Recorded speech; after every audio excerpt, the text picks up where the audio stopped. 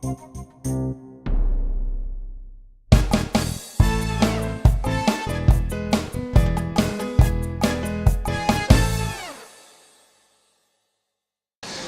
did you come down today to leaflet the theater?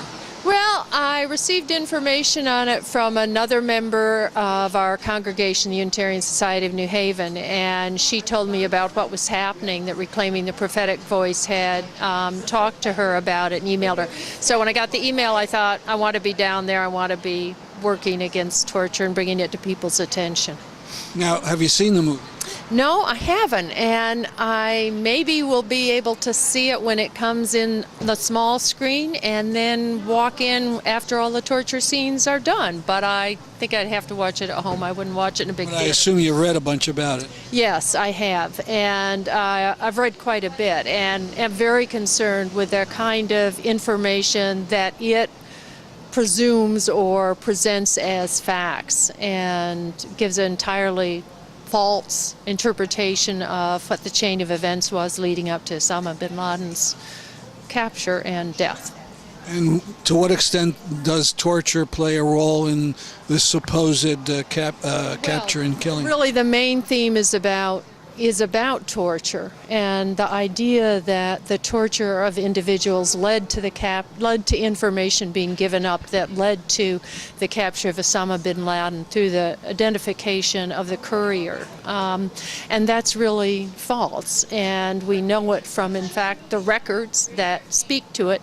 And we also know that torture itself does not yield valuable information. Torture yielded the fact that, in fact, the Iraqis had weapons of mass destruction, which was not really very helpful information since it was faulty. So the idea that torture really provides productive, helpful information, I think, is faulty. That's one thing. But most of all, it's really a violation of the Geneva Accords and a violation of United States law, and is something that's not worthy of us as a country.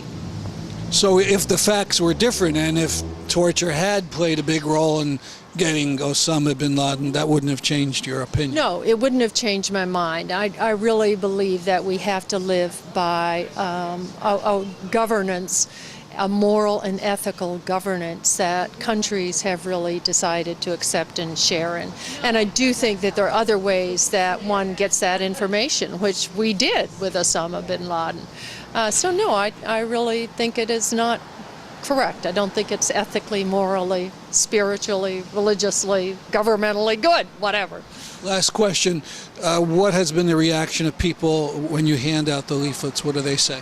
Well, interesting enough, there are very few people coming at this time of day. They must be staying home waiting for Downton Abbey or something. I don't know, or I guess the football games, maybe that. But I think they've been pretty accepting of it. I think when leaflets are taken in by people who appear to be friendly, us, I think people are curious as to what it really contains. And they seem to read it and be interested. I think it's not, it's an easy leaflet to read, and I think it really makes one question what one has seen in the movie or what one's going to see and look for beyond a movie, what really is the truth. And that's what I hope would happen. Wanted to talk about your sign. Could you describe it and explain what you meant by it? I've had it for a while. I mean, it talks about the fact that making torture legal would turn the law into a criminal enterprise. And essentially, is from the beginning, the ways in which the administration of this country has treated torture is to give it a gloss of legal acceptability. But then any crime committed by governments has that same mask. When did you first make the sign, approximately?